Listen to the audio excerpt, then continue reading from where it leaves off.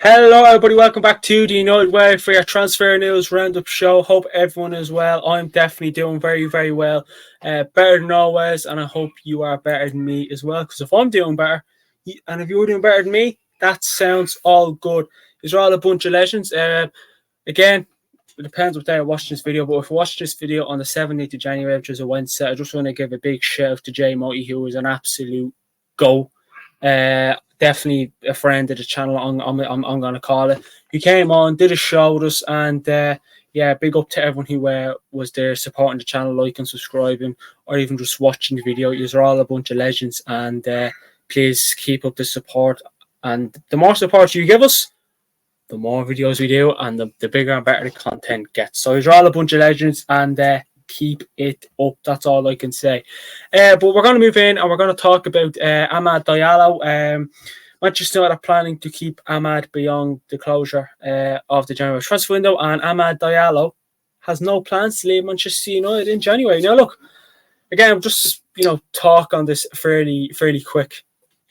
I like Amad. Kind of hasn't gotten a lot of game time at Manchester United, since we signed him, but I do think there's a player there. I really do. I mean, we brought him in when Ole Gunnar Solskjaer was manager from Atalanta, I'm going to say. Feels so long since you signed the lad. Big 2 or 3 years ago, maybe more. I mean, he hasn't really got the game time at Manchester United, but, he's done spells he's went out on alone, the Sunderland one being one. He's done very well. And again, a player like Vinicius Junior, it just goes to show already going to be talking about Vinicius Junior when I already mentioned him. A player like Amad, you look at that right hand side at the moment, Anthony Pellistri, who looks like he's probably going out alone to Granada till the end of the season.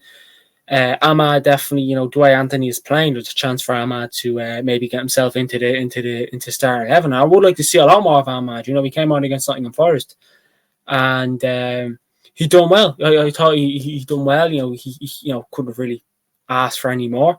Unfortunately, we still lost the game, but he was a bright spark. And again, it really is nice to have him back. And again, let us know in the comments what you think. Should Manchester United loan him? Should we sell him permanently, or should we keep him? Me, personally, honestly, I think we should keep Amad because I think there's a player there. I wouldn't even let him out on loan. If we were to let him out on loan, though, Premier League team, please. I don't want to see us getting rid of Amad. Whether it's January, this summer, and, in 3 or 4 summers down the line, I want you give the man a chance. There's a few Manchester United players who have left on loan, youngsters, and they haven't really got to prove themselves. And when they have played, they put on a good shift. So I feel like a player like Amad, he's a good prospect player. He's a very good player, and I do think there is a player there, just like there is with the likes of Alvaro Fernandez, who's gone out on loan, Hannibal Mejbri. And Amad kind of has the pleasure of being on the right-hand side where it's not, like the other players. Look at Hannibal, who plays in the midfield, sort of where you have, in the Bruno Fernandes position, which is, the 10, where you have Mount, Ericsson, and then, Bruno, Mount, Ericsson. It's very hard for Hannibal to get up there, which if the right-hand side, obviously Garnacho can play there every now and again, but Amad, again, I'm not going to sit here and say, he's going to be one of the best players in Manchester United. I'm not saying that by all means, but I do think he can be a good player for Manchester United if we back him and just train him well. That's all I want to do is give players like Amad time. And again, let us know in the comments what you think of Amad.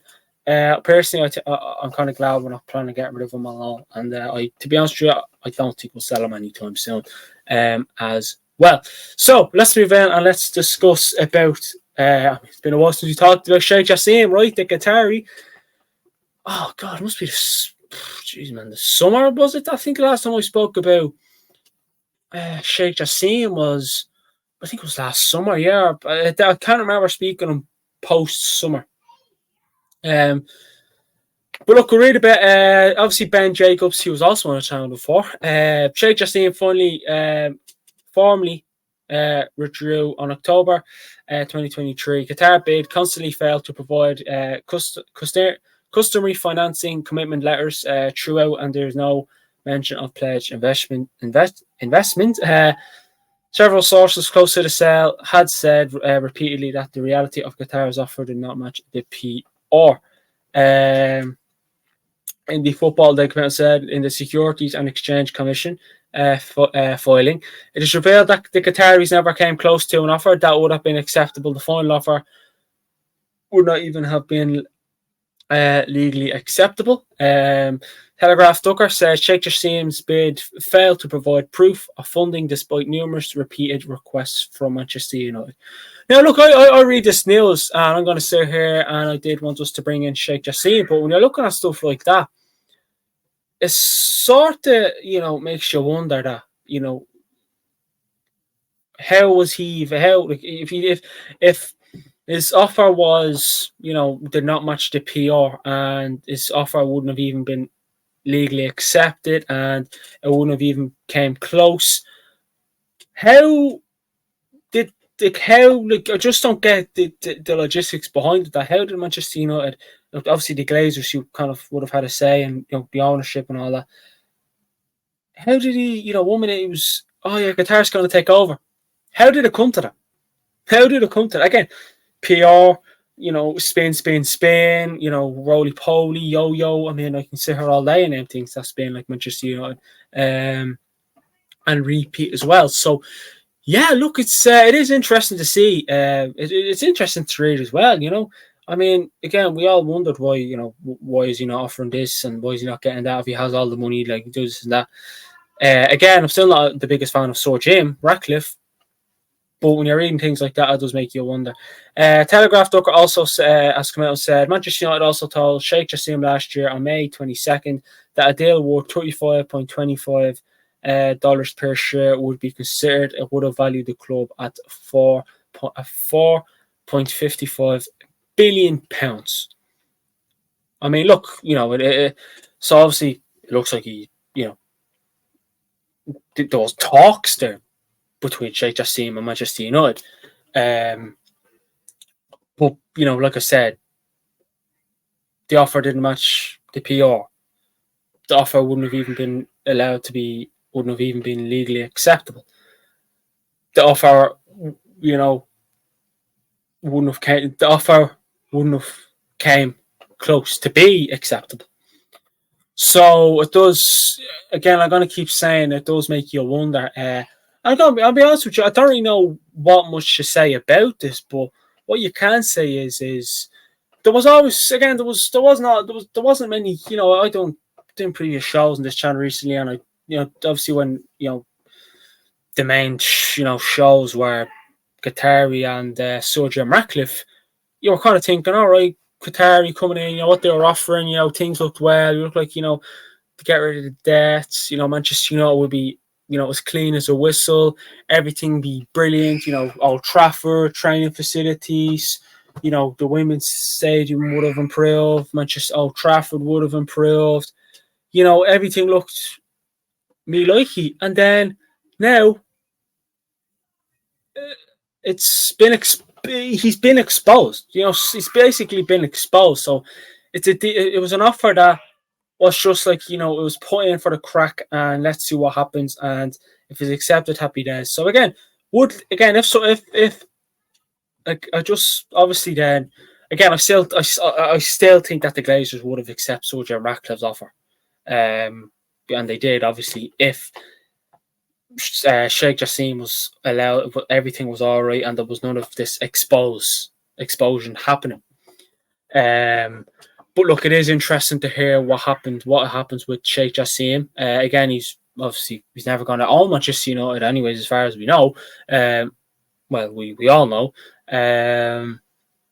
But yeah, look, let us know in the comments below. What is your thoughts? Are you surprised? Are you not surprised? Are you kind of saying, yeah, we're lucky we got Sir Jim Ratcliffe? Let us know in the comments below.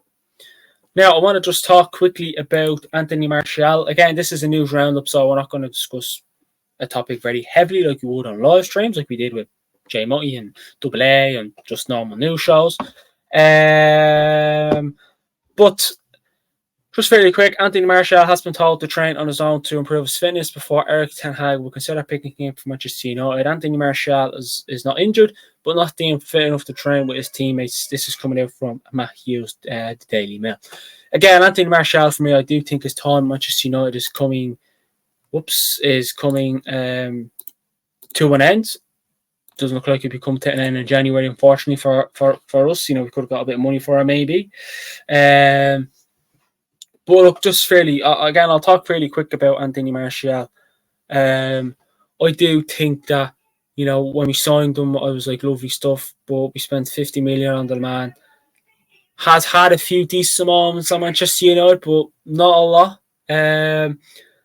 And look, it just hasn't worked out for him. We all 1 minute he was ill. Now he's not injured and he's just not fit enough to play. So again, was Ten Hag trying to kind of basically just try and pick up from and hide that he's injured, or hide that he's just not fit enough, or is Martial just basically leaving Manchester United very, very slowly?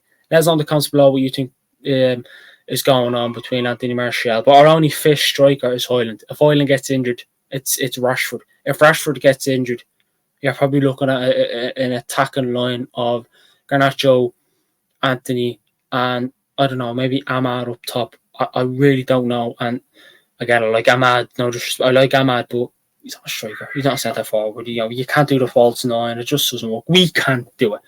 So again, it does make you wonder why we should look at another striker in the January transfer window, and a good one as well.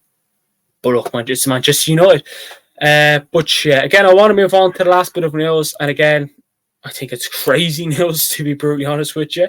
Vinicius Junior. So, Sport have come out and said Manchester United are plotting a shock £130 million Vinicius Junior transfer to Real Madrid to cash in on winger to fund the Kylian Mbappe deal. Absolute crap. I'm saying it because it's a bit of news and the video goes on for a bit more longer. Again, I'm not sitting here and I'm not saying, oh my God, we're going to bring in Vinicius Junior. What a player. What a signing. I cannot wait. He is a good player. I like Vinicius Junior. Would be brilliant for Manchester United. But it's never going to happen. It's never going to happen. Not at Manchester United. And I don't think Vinicius Junior would want to come to Manchester United. I really, really, really don't think so. And I think Real Madrid would just rather pay loads of money for Mbappe and keep Vinicius Junior and just not go for Mbappe. I find that, I don't even take that with a pinch of salt. I don't take that with a pinch of salt. I don't take that with anything. And a matter of fact, plastic, throw it on the floor. Absolutely shocking. I mean, Vinicius Junior transfer to Manchester United. No. I'm not saying I don't want them because I love them at Manchester United. Just like I love Rodrigo and Valverde and Bellingham and Camavinga, Tchouameni, Militao, Alaba. I can go on and on and on. But we're never going to get them. And I don't think we will.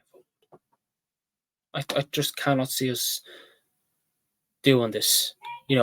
Manchester United are plotting a shock £130 million Vinicius Junior transfer to Real Madrid, ready to cash in on winger to fund the Mbappe deal. Yeah. You can really see I'm not going to go in on it. Manchester United have had crazy links of players through the years.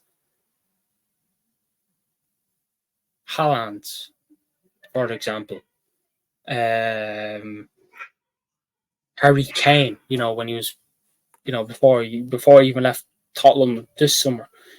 Tony Kroos, Courtois.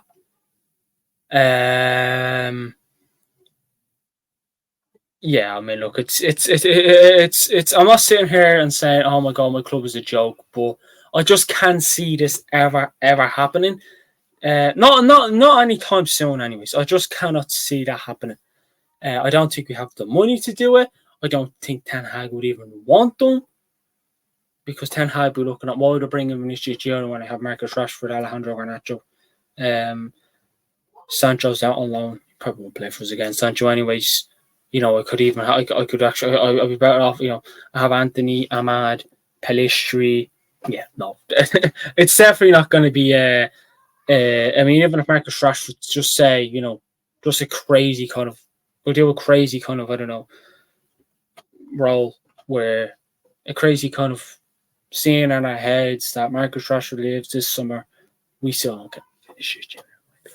But okay, let us know what your thoughts are. Qatar been exposed. Ahmad to stay. He's not going out on loan. Anthony Martial not fit enough to play for Manchester United at this moment in time, and Manchester United already are plotting a shock move with Vinicius Junior. Mad to believe. But look, here's all a bunch of legends. Hope all is well. Please like the video, comment your thoughts on the news. Let us know if you thought I missed anything, and hit that big red subscribe button and hit the notification. I can't even speak today. It's late. The notification bell beside the subscribe button to be notified every time we go live or make a video. There's all a bunch of legends. Follow our socials, links in the description, and check out the 2 top-notch shows we've done with AA and J Motty. I'm not singing finger push it. I'm sorry, J Motty as well. There's all a bunch of legends, and I'll see you all on Thursday for a big day for another show. Thanks for watching, and we'll speak to you all in the next one. Bye bye for now. I've been Dean. Thanks for watching.